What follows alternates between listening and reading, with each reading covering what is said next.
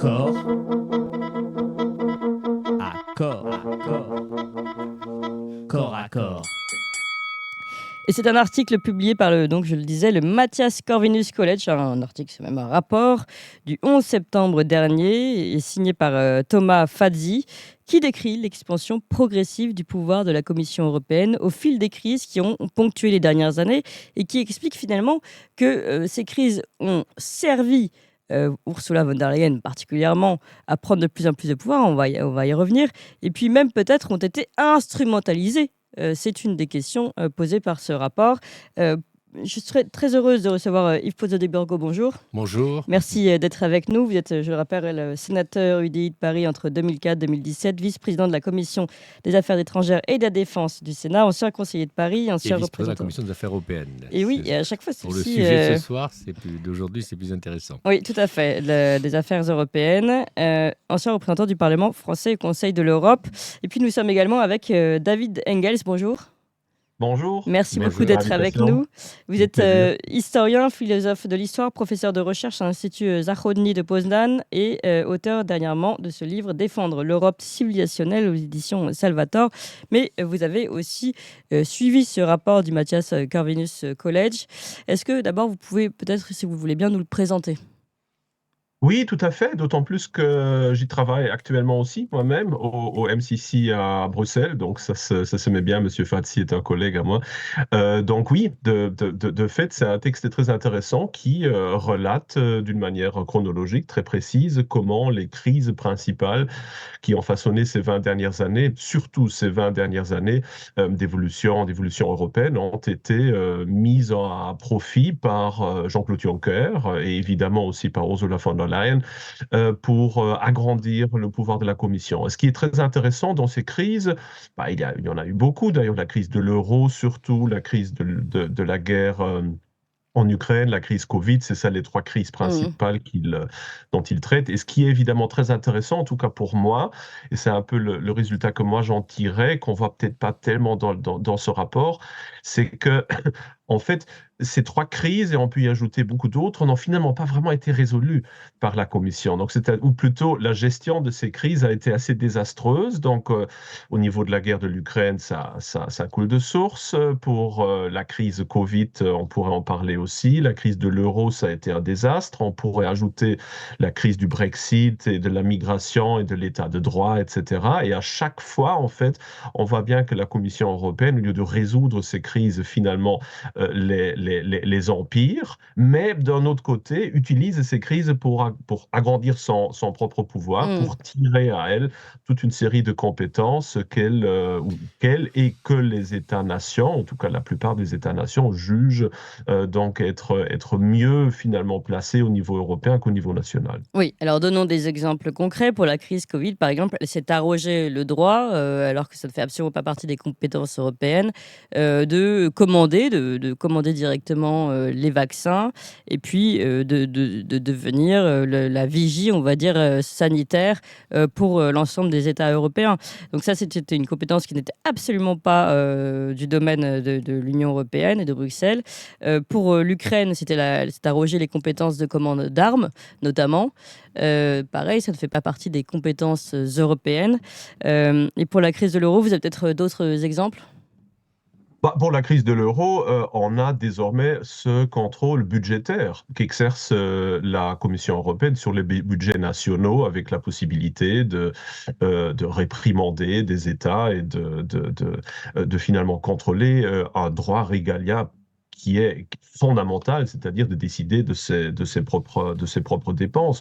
Idem aussi pour la crise de migration. Là, en tant que résultat, on a désormais, ou on aura très bientôt, cette distribution par quota de réfugiés. Donc on voit pour la crise de l'euro, la Commission est devenue un peu le maître du budget. Pour la migration, on a maintenant les quotas. C'est l'Union européenne qui dirige presque en partie cette politique migratoire. Pour le Covid, on a aussi maintenant l'introduction du pass sanitaire, qui est introduit d'ailleurs dès le 1er septembre de cette année-ci En Allemagne et toute une série de pays sur base volontaire encore, mais quand même qui devient une réalité. Pour l'Ukraine, on en a parlé. Pour l'état de droit, de plus en plus aussi la Commission et les différentes institutions européennes s'arrogent le droit de faire le maître d'école sur la situation démocratique de pays autonomes tels que la Hongrie ou la Pologne pour y interférer, éventuellement décider de sanctions. Donc il y a toute une série de choses qui se sont passées ces 20 dernières années avec, et je crois que c'est important d'insister là-dessus, non pas un véritable succès unanime de cette Commission européenne, mais toute une série de différents désastres, si on veut, ou Ouais. de décisions très, très, très partielles qui n'ont certainement pas été un succès, mais qui ont mené à cette concentration de pouvoir inévitable, évidemment, au niveau central de Bruxelles. Alors juste avant de donner la parole à Yves Pozzo di Borgo, vous avez abordé les passes sanitaires qui étaient mises en place de manière volontaire en Allemagne notamment. Vous pouvez préciser? Oui, tout à fait. On en parle relativement peu, même en France. En fait, l'Union européenne a créé ce qui s'appelle la LOIVA-BECO, donc European Vaccination Beyond Covid. Donc, c'est une institution qui a créé le template, le canvas du pass sanitaire. Et donc, il y a différentes phases d'introduction de pays volontaires. Et durant la première année, c'est-à-dire à partir du 1er septembre, il y a des pays tels que l'Allemagne et quelques autres qui ont donc introduit le pass sanitaire vaccinal sur base encore volontaire dans le cadre d'un projet pilote. Donc ce n'est pas encore obligatoire de l'avoir, mais il existe, on peut le demander. Ils font de la publicité massive pour que tout le monde l'utilise par facilité pour les trajets, pour les voyages en cas d'une nouvelle pandémie.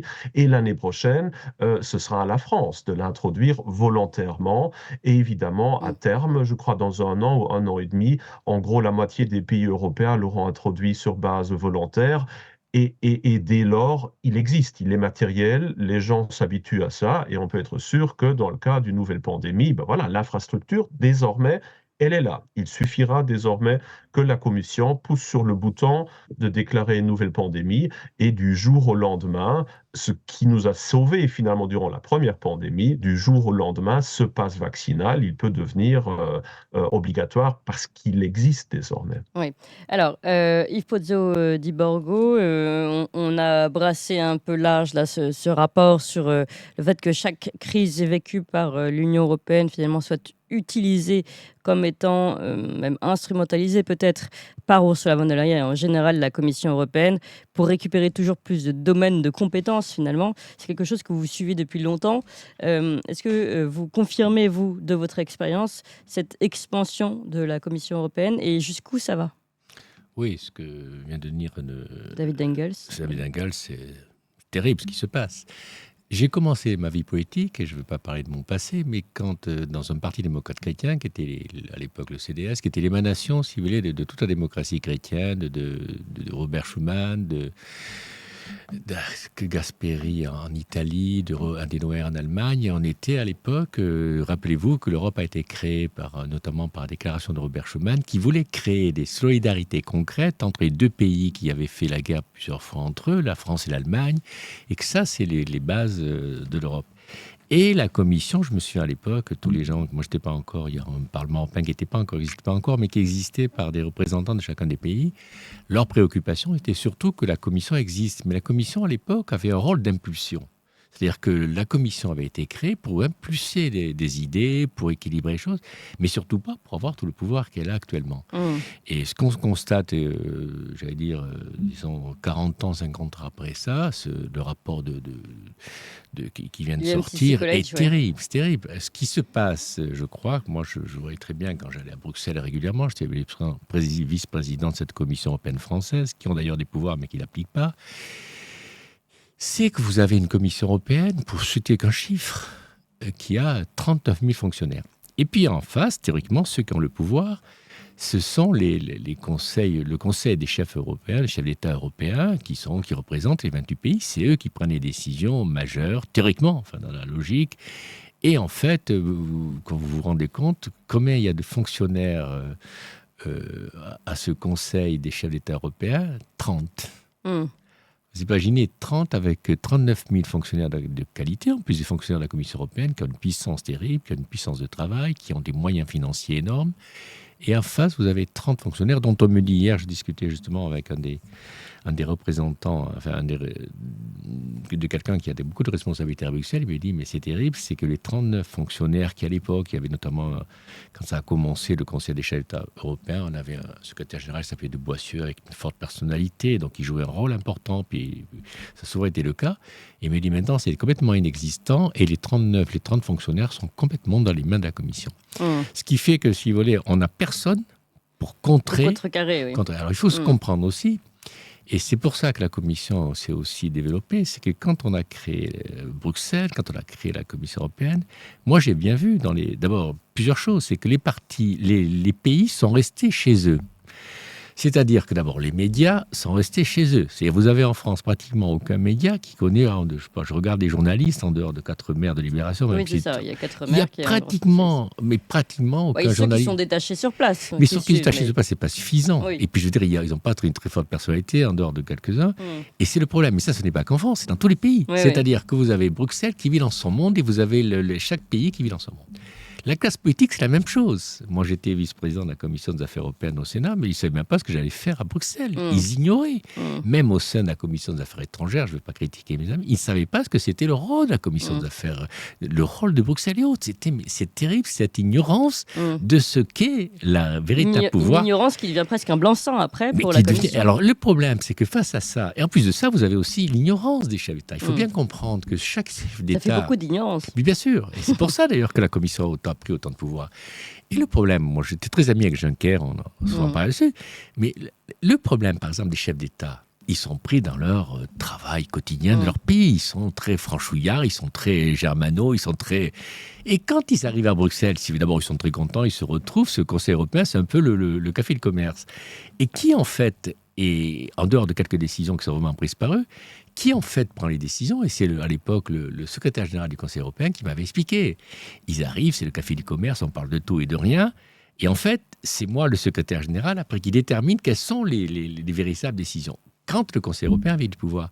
Là, maintenant, qu'est-ce qu'on se rend compte dans la pratique? Alors, moi, je ne suis plus parlementaire déjà depuis 6-7 ans, donc je ne vois plus très bien, mais en voyant les choses telles qu'elles se passent, on se rend compte qu'en fait, la Commission européenne prend tous les pouvoirs et que le Conseil européen n'a plus d'existence. Et c'est terrible, parce que le Conseil européen est le seul contre-pouvoir qui aurait pu contrer les gens. Alors justement, parlons juste un tout petit peu concrètement, avant d'avancer, de revenir sur cette prise de pouvoir, sur ce coup d'État finalement silencieux, puisque c'est aussi un des sujets, c'est que personne n'en parle, à part ce rapport et vous deux ici à nos micros.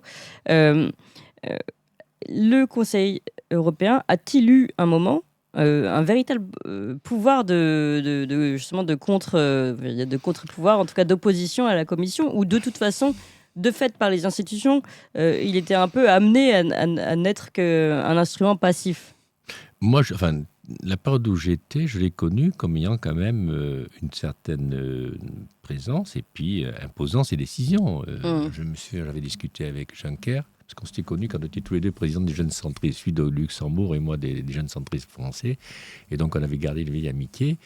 Il me parlait, on a parlé, je me souviens la dernière fois que je l'ai vu, on a longtemps parlé de ce Conseil européen. Lui-même disait, oui, le problème du Conseil européen, et d'abord, une faiblesse, c'est que c'est l'unanimité, mais ça, moi, je considère que c'est indispensable. Et puis, il me racontait tout ça. Il disait, alors moi, c'est vrai que la Commission, qu'est-ce qu'elle fait? La moindre faille, elle progresse. C'est-à-dire que dès qu'il y a une faille, et il y a beaucoup de failles, parce que ces chefs d'État qui arrivent, si vous voulez, de leur capitale, qui ne se connaissent pas, qui doivent ils ont progressé. Déjà, alors, Juncker, en plus, avait l'esprit européen. Et là, on a eu la pas de chance, c'est qu'on est tombé sur une Allemande qui est terrible, enfin, qui est vraiment d'un cynisme extraordinaire, et qui, elle, progresse surtout. On pourra pas maintenant ou plus tard parler de la façon dont elle a conçu la Commission européenne actuellement. C'est terrible. Et en plus de ça, il ne faut pas oublier que quand l'Europe s'est créée, elle s'est bâtie sur le couple franco-allemand. Il ne faut pas oublier que l'Europe s'est créée tout simplement pour éviter les guerres de 70, de 14 et de 39-40. C'est-à-dire l'idée, les deux grands pays, la France et l'Allemagne, ne devaient plus faire la guerre. Et c'était ça la création, c'était ça l'idée. Et le couple franco-allemand était vraiment l'essence de l'Europe, ce qui n'est plus le cas. C'est fini, il n'y a plus du tout de couple franco-allemand. Et en fait, là, dans la composition de la Commission européenne de Van Leyen, qu'est-ce qu'on se rend compte? Elle a éliminé pratiquement les grands pays. Elle a donné des postes de vice-président honorifiques aux Italiens, aux Français. Par exemple, je prends l'exemple du français, Séjourné. Elle a éliminé Thierry Breton, on pouvait le critiquer, mais qui avait la personnalité, donc elle a de suite fait éliminer. Et elle a pris Séjourné, le français, en accord avec Macron, qui théoriquement a un dossier énorme, qui est la réindustrialisation de l'Europe, parce que ça aussi c'est un échec important de cette commission. Et en fait, ce Séjourné vice-président, il a 4 commissaires européens qui vont le travailler pour lui. Donc lui, il n'a rien à faire. Pareil qu'au commissaire, le vice-président italien, il a la réforme. C'est-à-dire, en fait, pas grand-chose. Et en fait, qui ont les véritables pouvoirs? Ce sont les Lituaniens, les 3 pays baltes, qui représentent 0,50% du PIB européen, qui ont même un secteur qui est le secteur de la défense. Et en plus de ça, ils ont même le poste le plus important. Il y a 3 postes importants à la Commission, qui sont le président du Conseil européen, mais enfin moyennement important, la présidente de la Commission européenne, et puis la personne qui dirige les affaires internationales. Les affaires internationales étaient une création il y a une trentaine d'années, et en fait, ça s'est révélé une structure qui est très efficace. Et là, qu'ils ont mis? Ils ont mis à ce poste-là, c'est Van Leyen qui a mis ça, une Estonienne qui représente rien à l'Europe, mais qui par contre aura un poids terrible dans toute la politique internationale européenne. Oui. Et c'est là où on se rend compte, si vous voulez, que la façon de Ursula von der Leyen a manœuvré, elle a écarté les grands pays pour en fait diriger avec quelques petits partis, et elle a le pouvoir absolu. Alors, et on n'a jamais connu ça. Oui. On va arriver d'ailleurs au pouvoir absolu d'aujourd'hui, mais avant d'y arriver, parce que évidemment c'est notre objectif, hein, mais avant d'y arriver, comprendre ce processus qui est décrit dans ce rapport, David Engels, il y a un élément qui est important aussi dans le rapport et que commence à toucher du doigt Yves Pozzo di Borgo, c'est cette question du rôle des États qui ont été progressivement mis de côté, mais finalement ce qui est intéressant dans ce rapport, c'est qu'on montre que ces États ont participé, ont finalement donné aussi ce pouvoir à Ursula von der Leyen à leur propre détriment, enfin au détriment de leur souveraineté. Est-ce que vous pouvez revenir là-dessus ? Oui, tout à fait. C'est ça qui s'est passé d'une manière absolument volontaire et ce pour différentes raisons. Alors d'abord, ce qu'il ne faut pas oublier et ce qu'on a souvent tendance à ne pas vraiment vouloir voir, surtout du côté de la droite, que ce soit la France ou l'Allemagne, c'est que finalement, la Commission européenne et toutes les institutions européennes, ben, ce n'est pas un ovni qui a atterri comme ça à Bruxelles et qui n'a rien à faire avec les politiques nationales. Ce sont des hommes politiques qui sont issus de la politique nationale, qui souvent y retournent ensuite. Donc, ce n'est pas, si vous voulez, ce n'est pas déconnecté. Hein. On n'a pas la Commission là ou l'Union européenne et les politiques nationales. Il y a un échange absolument massif et chaque commissaire, chaque député qui est à Bruxelles pense déjà à son prochain mandat dans son pays. Donc, si vous voulez, voyons Thierry Breton et Séjourné dernièrement, ce sont des exemples français assez parlants. Voilà, tout à fait. Et Ursula von der Leyen, c'est un peu la même chose. Là aussi, on a des allers-retours. Oui. Donc, ce qu'il ne faut pas oublier, c'est que si les politiques nationales ont décerné certaines compétences à l'Europe, c'est en connaissance de cause, parce qu'elle le qu'on voulait pense bien. toujours à son propre commissaire qui est là, son propre intérêt. Donc, ça fait partie d'un jeu qui n'est pas vraiment un jeu d'expropriation involontaire, mais qui est un calcul. Ça, je crois que c'est une chose importante. Et d'ailleurs, c'est beaucoup plus facile si vous prenez certaines décisions, si vous avez que de votre point de vue idéologisé, telle et telle mesure est inévitable, ben c'est très pratique de la déléguer à Bruxelles et de dire « Ah, voilà, c'est la méchante Union européenne qui fait passer le Green Deal. Nous, finalement, on n'aurait pas voulu, mais voilà, il faut s'y soumettre. » Alors que de fait, on l'a voulu. Je crois que ça, c'est une chose. L'autre chose qui est l'une des raisons pour cette délégation, et ça, il ne faut pas l'oublier, la situation mondiale de l'Europe a empiré massivement ces 2 dernières décennies. Il faut le voir, hein. Encore à la fin du XXe siècle, on était convaincu que voilà, on va dans un monde postmoderne, libéral, démocratique, c'est la fin de l'histoire, tout va bien.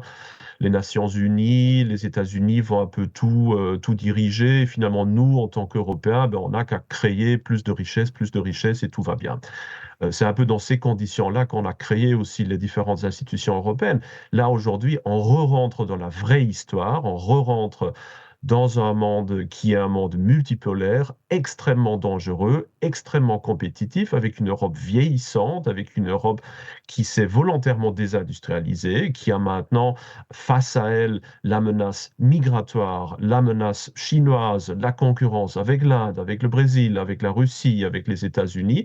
Donc ça crée forcément des vrais problèmes qu'on ne peut, et je suis convaincu de ça, qu'on ne peut en effet plus vraiment résoudre au niveau national. On a 30 États-nations en Europe, on ne peut pas chacun trouver sa solution si on ne veut pas tout morceler. Donc disons que historiquement, on est dans une dynamique d'empire civilisatoire, d'État-civilisation. Ça crée un vacuum en Europe où cela n'existe pas encore. On n'a pas encore de vrai État-civilisation capable de nous représenter face aux autres grandes puissances. Et donc, très logiquement, il y a une certaine convergence vers ce centre. Et là, actuellement, c'est la Commission européenne qui, en gros, ne doit même pas faire grand-chose. Elle est là, les crises arrivent, les crises doivent être résolues. Elles sont mal résolues, mais elles sont résolues d'une certaine façon. Il y a certaines décisions qui se prennent. Et donc, le pouvoir lui tombe aussi finalement sur les genoux. Ça, il faut pas, je crois, l'oublier, qu'on est aussi dans une dynamique où on n'a pas où cette prise de pouvoir de la Commission européenne, elle n'est pas juste issue de la nature géniale, démoniaque de gens comme Ursula von der Leyen ou Jean-Claude Juncker, mais c'est aussi la constellation politique qui crée cette convergence extrêmement dangereuse, évidemment. Oui, donc ça, vous êtes d'accord avec ce que commençait à dire Ifozzo Di Borgo. Oui, alors, je mettrais ça d'ailleurs sur la paresse, la paresse et la lâcheté de beaucoup d'hommes politiques européens qui se débarrassent, je disais, qui se débarrassent sur l'Europe de problèmes qu'ils ne veulent pas résoudre. Et c'est terrible. Et en fait, c'est là où on se retrouve devant un monstre actuellement qui montre d'ailleurs son incapacité à résoudre les crises. Et qui affaiblit énormément l'Europe. L'Europe est dans un processus actuellement non pas de dégrégation, mais surtout d'affaiblissement économique, d'affaiblissement politique. Elle est inexistante. Dans le débat international, elle est la porte-voix des intérêts américains. Dans l'économie, on sent très bien, notamment en plus, elle a stupidement, à accentuer les sanctions contre la Russie qui se retournent contre nous. Il n'y a aucune évaluation de toutes ces erreurs. Et là, dans le rapport, c'est très intéressant, on montre bien que toutes les crises qu'a gérées l'Europe, ça s'est fait avec une perte d'influence de l'Europe et surtout des conséquences terribles pour les peuples européens. Ça, c'est certain. Alors, justement, nous nous dirigeons aujourd'hui vers une supra-Europe. Vous commencez à l'évoquer, Ifozzo Di Borgo. Quelle est cette Europe d'Ursula von der Leyen qui est en train de se dessiner devant nos yeux ? C'est pas elle est déjà la super Europe. Je veux dire, les pouvoirs nationaux ont très peu de pouvoir. Regardez d'ailleurs le débat, c'est très surprenant. Quand vous rentrez en France, regardez le débat actuellement sur la composition de gouvernement, ce sont des problèmes très franchouillards. Et en fait, on se rend compte que les grandes décisions vont être prises à Bruxelles sur le budget, si vous voulez, avec en plus le budget français qui est une situation extraordinaire. En plus, il y a une tricherie énorme. On dit 6% de déficit, mais on sait très bien que c'est beaucoup plus. On voit très bien que c'est l'Europe qui va orienter la décision du budget. C'est pas du tout. C'est peut-être même pas pour rien que Michel Barnier a été choisi mais je suis même pas pour sûr. négocier en tant que commissaire. Mais le problème de Michel Barnier, moi je connais bien. Quand il était commissaire européen, il était son administration qui faisait sa politique. C'est ça, il faut pas croire. Michel Barnier a beaucoup d'expérience, mais il faut pas croire. C'est aussi, n'oubliez pas que quand il était commissaire européen, ce sont ces hauts fonctionnaires bruxellois qui ont une capacité de travail, une capacité d'intelligence et autres, qui ont le pouvoir. C'est plus les politiques. Un des rares commissaires européens qui a eu du pouvoir, c'était Timmermans, qui nous a en fait, ce Hollandais qui nous a en fait imposé ce truc complètement fou de la suppression du moteur thermique, avec les conséquences qu'on a actuellement au niveau économique. Et puis c'était Thierry Breton qui avait beaucoup de personnalité. Il était insupportable, moi je ne le supportais plus. Mais au moins il avait de la personnalité, il existait. Les autres, si vous voulez, sont dans une logique de fait où de soumission. Et puis surtout, comme vous dites, dans le rapport est très net et on le voit toujours, ces échecs. Alors, monsieur parlait des menaces chinoises. Non, ce n'est pas des menaces chinoises, c'est simplement un autre monde qui se crée, c'est le monde des BRICS, qui est d'ailleurs maintenant, face à l'Union européenne et aux Amériques, beaucoup plus puissant.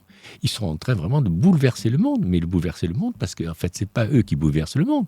C'est tout simplement, si vous voulez, c'est que l'Europe dans cette installation de nouvelles puissances qui sont là, qui sont comme ça, n'a pas su installer son pouvoir. Elle est restée dans une logique très pro-américaine, elle n'a pas su exister sur tous les sujets. Je ne veux pas en reprendre, il y a beaucoup de sujets où on aurait pu justement avoir une position européenne, et on ne l'a jamais eu. C'est ça la difficulté. Et ça, c'est un écroulement actuellement. On le voit, moi je pense qu'il sera beaucoup plus rapide qu'on ne le pense. Oui. David Engels, vers quel, puisque c'est toujours, je reviens sur ce rapport, sur le profit des crises pour pouvoir avancer et récupérer toujours plus de compétences, vers quelle Europe de cette Europe-là, aujourd'hui, de la Commission von der Leyen, nous dirigeons-nous ? Ça, c'est une question assez difficile. Évidemment, ça dépend une fois de plus aussi de ce qui va se passer en politique extérieure, hein. Comment est-ce que la guerre en Ukraine va-t-elle continuer? Comment est-ce que la guerre économique avec la Chine va évoluer? Quelle va être la direction que vont prendre les États-Unis? Tout ça, ça va évidemment façonner énormément la situation actuelle. Mais je crois que là, actuellement, on est face à un certain durcissement de cette logique et surtout de cette idéologie, enfin de cette logique de la Commission et de l'idéologie woke. Certes, il y a maintenant des majorités de droite qui se forment tout doucement. On l'a d'ailleurs vu dans les récents votes au Parlement européen.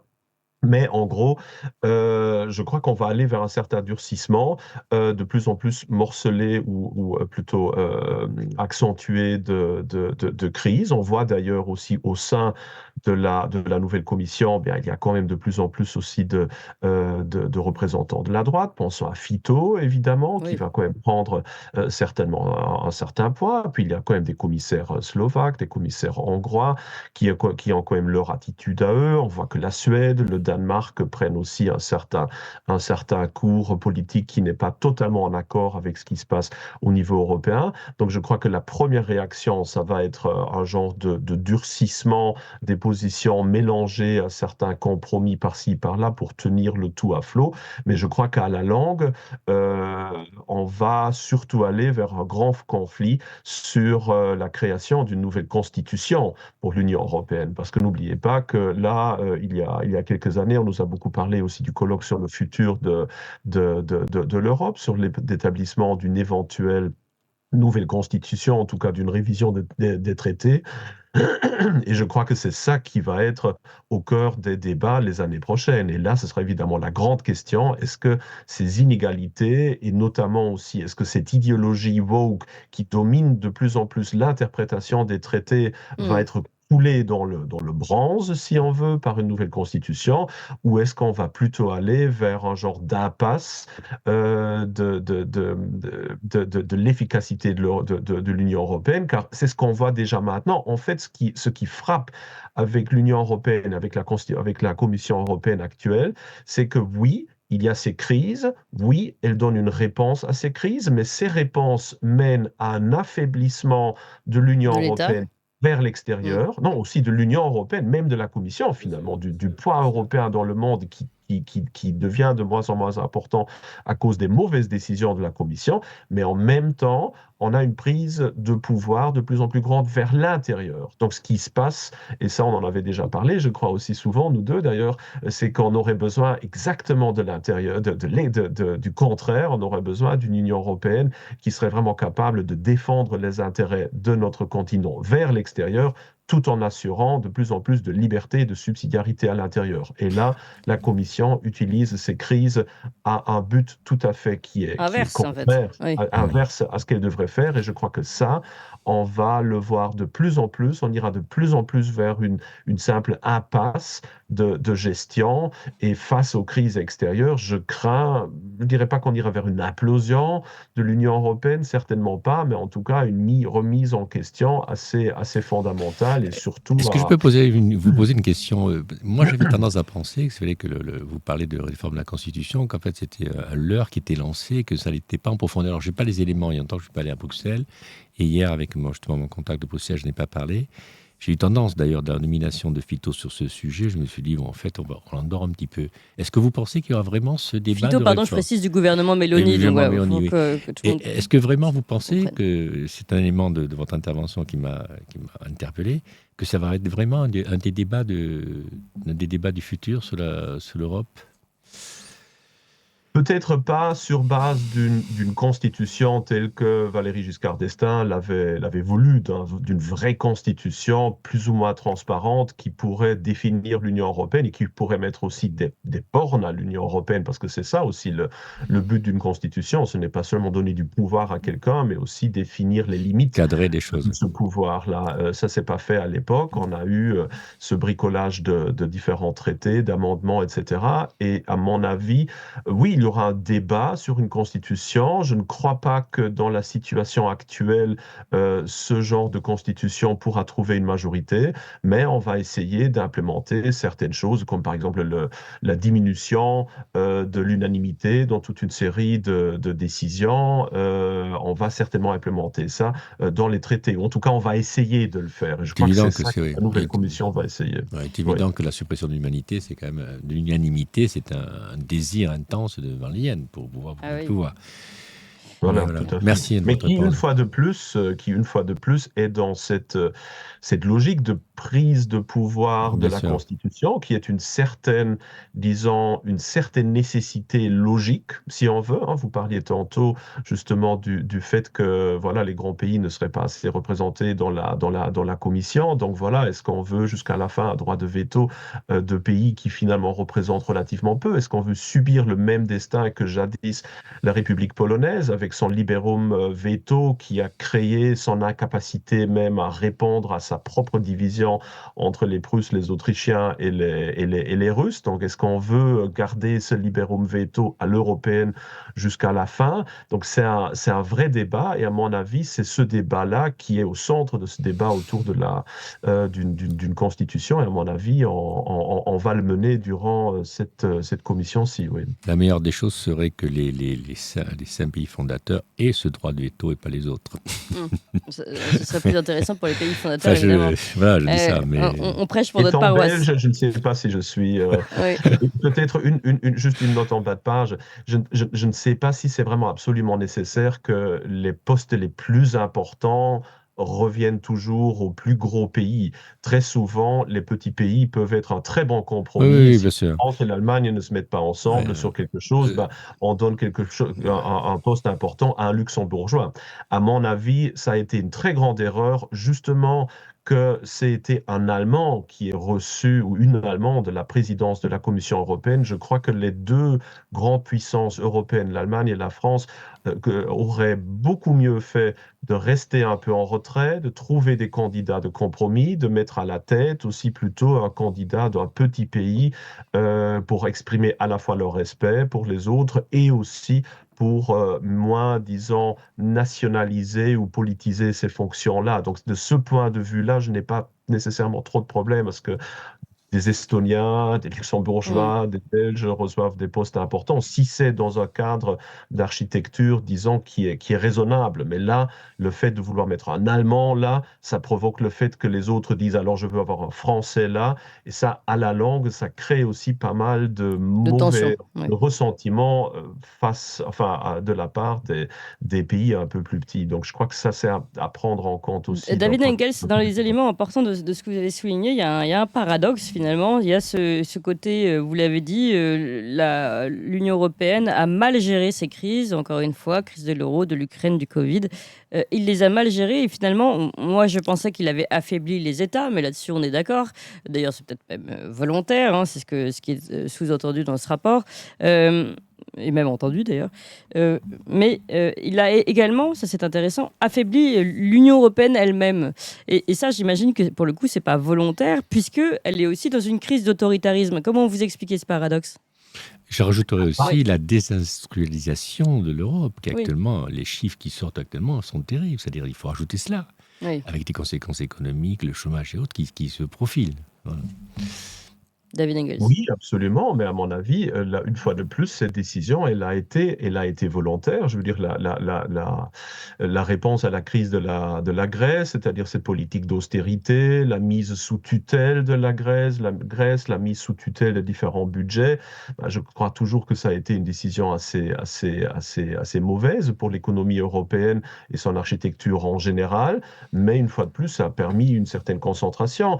La crise de migration, je crois que l'Union européenne ou que la Commission européenne, elle sait exactement ce qu'elle est en train de faire. Visiblement, elle veut plus de migration. Idem pour la crise du Brexit, pour le Covid.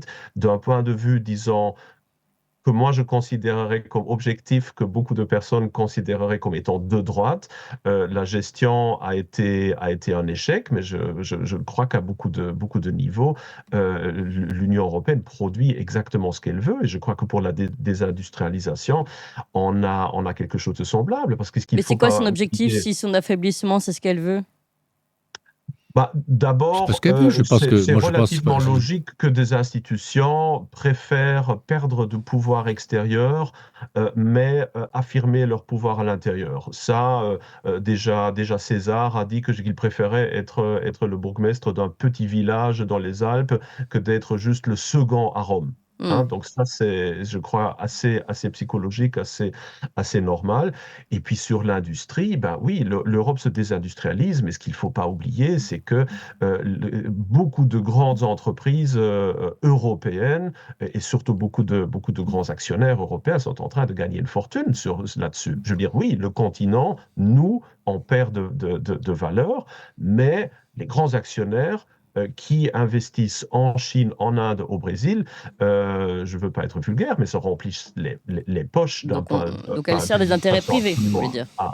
Voilà, et là, quelques on intérêts pense privés. le lobbying très présent à Bruxelles, les liens entre des gens comme Ursula von der Leyen et par exemple les entreprises pharmaceutiques avec des contrats de milliards, ben, on ne dira pas que des choses similaires ne se passent pas que seulement au niveau pharmaceutique, mais peut-être aussi à beaucoup d'autres niveaux de délocalisation, de désindustrialisation, et ce depuis une quarantaine d'années. Il faut bien comprendre ce que vous dites par exemple, il faut bien comprendre que derrière tout ça, il y a aussi beaucoup de corruption. La corruption des fonctionnaires, la corruption qui se passe à Bruxelles, le lobbying corrompu. Moi, j'ai un de mes amis, je ne vais pas dire quel c'est, qui était lui à l'époque chargé d'installer une entreprise américaine très connue, que je ne vais pas dire le nom. Il m'a dit, j'ai eu 15 ans pour le faire, mais j'avais déterminé les fonctionnaires et les politiques à qui je faisais verser de l'argent sur des comptes offshore. Et alors cela, si vous voulez, et en fait, il y a un parquet européen qui est complètement insignifiant, qui se bat sur des rien du tout et qui en fait sur les grands débats, les grandes choses. Je pense d'ailleurs que la justice française, qui s'est donné une compétence universelle sur les affaires des biens mal acquis, pourrait très bien se donner plutôt que de se battre sur des détails, choses comme ça, et embêter les politiques, il ferait mieux peut-être aussi, mais je dis, il ferait peut-être mieux aussi de se donner une compétence universelle et puis regarder un peu ce qui se passe à Bruxelles. Ah oui. Parce que ça a beaucoup d'incidence sur nous. Alors, tout ça, évidemment, c'est difficile à prouver, mais enfin, quand on est un peu, moi j'allais souvent, j'ai bien vu en fait ce qui se passe, beaucoup de décisions. Rien que sur l'affaire, moi je le dis, sur l'affaire par exemple des moteurs thermiques, moi j'ai un de mes amis, une connaissance avocat qui lui a travaillé pour ça, il m'a dit, mais c'est évident que les Chinois ont eu un rôle énorme dans la décision qui a été prise de suppression de moteurs thermiques. D'ailleurs, maintenant, le dernier salon de Pékin, il y a 3 mois, au mois de mai, vous avez pratiquement, les Chinois maintenant ont gagné le combat des voitures électriques. D'ailleurs, ils font plus de moteurs thermiques. Et mais maintenant, ils dominent tout. Ils sont en avance sur tout. Ils ont des voitures beaucoup moins chères. Et en fait, on m'explique bien que ça, il y a eu aussi cet élément-là qui a joué. Et c'est pour ça que, si vous voulez, moi je crois qu'on a quand même un énorme nettoyage à faire à Bruxelles. Oui.